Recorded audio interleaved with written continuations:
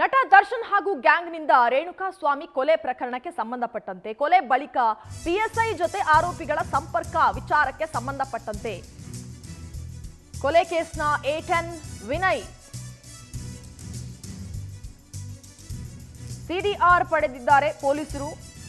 ಆರೋಪಿ ವಿನಯ್ ಕರೆ ಮಾಡಿದ್ದಂತಹ ಪಿಎಸ್ಐಗೂ ಕೂಡ ಈಗಾಗಲೇ ನೋಟಿಸ್ ಅನ್ನ ಜಾರಿ ಮಾಡಲಾಗಿದೆ.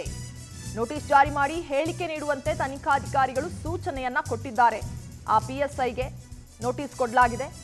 ಈಗಾಗಲೇ ಪ್ರವಾಸಕ್ಕೆ ಹೋಗಿದ್ರು ಸಬ್ ಇನ್ಸ್ಪೆಕ್ಟರ್, ಅವರಿಗೆ ನೋಟಿಸ್ ಅನ್ನ ಕೊಟ್ಟಿರೋದು. ಪ್ರವಾಸ ಮುಗಿಸಿ ಬಂದು ಹೇಳಿಕೆ ನೀಡೋದಾಗಿ ಪಿಎಸ್ಐ ಕೂಡ ಹೇಳಿದ್ರು. ಇವತ್ತು ಪ್ರವಾಸ ಮುಗಿಸಿ ಪಿಎಸ್ಐ ಬೆಂಗಳೂರಿಗೆ ಬರುವಂತಹ ಸಾಧ್ಯತೆ ಇದೆ.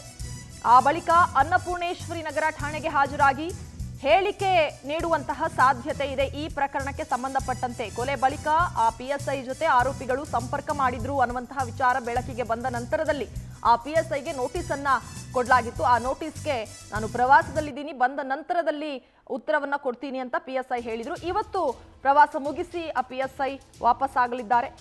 ಇವತ್ತು ಅನ್ನಪೂರ್ಣೇಶ್ವರಿ ನಗರ ಠಾಣೆಗೆ ಹಾಜರಾಗಿ ಹೇಳಿಕೆ ಕೊಡುವಂತಹ ಸಾಧ್ಯತೆ ಕೂಡ ಇದೆ. ಹೆಚ್ಚಿನ ಡೀಟೇಲ್ಸ್ ಅನ್ನ ನೀಡ್ತಾರೆ ನಮ್ಮ ಪ್ರತಿನಿಧಿ ವೆಂಕಟೇಶ್ ಸಂಪರ್ಕದಲ್ಲಿದ್ದಾರೆ. ವೆಂಕಟೇಶ್, ಪಿಎಸ್ಐ ಇವತ್ತು ಪ್ರವಾಸ ಮುಗಿಸ್ಕೊಂಡು ವಾಪಸ್ ಆಗ್ತಾರೆ ಅಂತ, ಈ ಕೊಲೆ ನಡೆದ ಬಳಿಕ ಪಿಎಸ್ಐ ಜೊತೆ ಮಾತುಕತೆ ಆಗಿತ್ತು ಆರೋಪಿಗಳು ಅನ್ನುವಂತಹ ಆರೋಪ ಇರೋದ್ರಿಂದ ಇವತ್ತು ವಿಚಾರಣೆಗೆ ಹಾಜರಾದ ನಂತರದಲ್ಲಿ ಏನೆಲ್ಲ ತಿರುವುಗಳನ್ನ ಪಡಿಬಹುದು ಈ ಪ್ರಕರಣ ಅಂತ ವೆಂಕಟೇಶ್?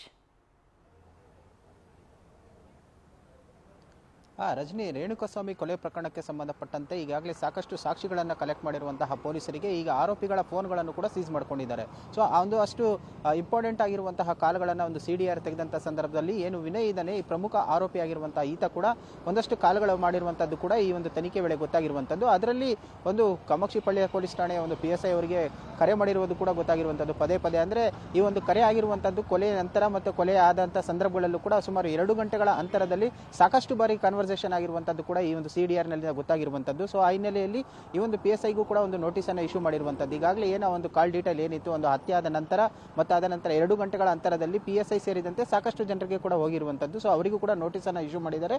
ಈಗ ಪಿಎಸ್ಐಗೂ ಕೂಡ ನೋಟಿಸ್ ಅನ್ನು ಇಶ್ಯೂ ಮಾಡಿರುವಂಥದ್ದು. ಅಂದರೆ ಘಟನೆಗೆ ಸಂಬಂಧಪಟ್ಟಂತೆ ಯಾವ ವಿಚಾರಕ್ಕಾಗಿ ಮಾತಾಡಿರುವಂಥದ್ದು, ಸೊ ಇದಕ್ಕೆ ಕಾರಣ ಕೇಳಿ ನೋಟಿಸ್ ಅನ್ನು ಇಶ್ಯೂ ಮಾಡಿದ್ದಾರೆ. ಈಗ ಬಂದು ಅದಕ್ಕೆ ಅವರು ಒಂದಷ್ಟು ಉತ್ತರವನ್ನು ಕೊಡಬೇಕಂತ ಹೇಳಿ, ಅಂದರೆ ಈಗಾಗಲೇ ಪ್ರವಾಸದಲ್ಲಿ ಇದ್ದೇನೆ, ಬಂದ ನಂತರ ನಾನು ಅದಕ್ಕೆ ಮಾಹಿತಿಗಳನ್ನು ಕೊಡ್ತೀನಿ ಅಂತ ಹೇಳಿ ಒಂದು ಮೂಲಗಳ ಪ್ರಕಾರ ನಿನ್ನೆ ಬಂದು ಸಂಜೆಗೆ ವಿಚಾರಣೆಯನ್ನು ಒಂದು ಹೇಳಿಕೆಗಳನ್ನು ಕೊಟ್ಟಿದ್ದಾರೆ ಅಂತ ಹೇಳಿ ತಿಳಿದು ಬರ್ತಾ ಇರುವಂಥದ್ದು.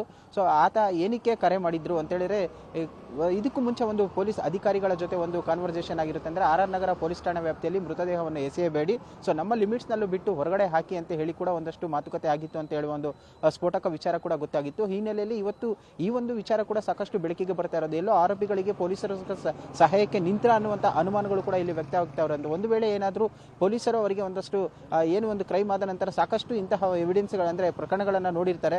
ಸೊ ಈ ರೀತಿಯಾಗಿ ಯಾವಾಗ ಆರೋಪಿಗಳನ್ನು ಬಚಾವ್ ಮಾಡಬೇಕು, ಯಾವ ರೀತಿಯಾದಂಥ ಎವಿಡೆನ್ಸ್ಗಳನ್ನು ನಾಶ ಮಾಡಬೇಕು ಅನ್ನುವಂಥ ಒಂದು ಟೆಕ್ನಿಕಲ್ ಐಡಿಯಾಗಳೇನಾದರೂ ಕೊಟ್ಟಿದ್ರೆ ಅನ್ನುವಂಥ ಇಂಪಾರ್ಟೆಂಟ್ ಮಾಹಿತಿಗಳು ಕೂಡ ಲಭ್ಯ ಆಗುವ ಸಾಧ್ಯತೆಗಳು ಇರುವಂಥದ್ದು. Rajani, okay, thank you Venkatesh ಮಾಹಿತಿಗೆ.